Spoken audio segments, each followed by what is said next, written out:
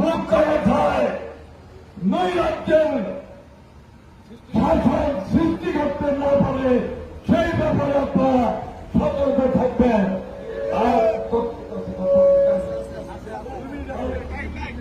আর 3 minute আমরা প্রচারণার শেষ সময়, এই 3 মিনিটের আবেদন, মুক্তকথার মানুষ যদি শান্তি চান, মুক্তকথার মানুষ যদি দলমত নির্বিশেষে, জাতি ধর্ম নির্বিশেষে সম্প্রীতির মুক্তকথা গঠন করতে চান, তাহলে দয়া করে মোটর সাইকেলে ভোট দেবেন।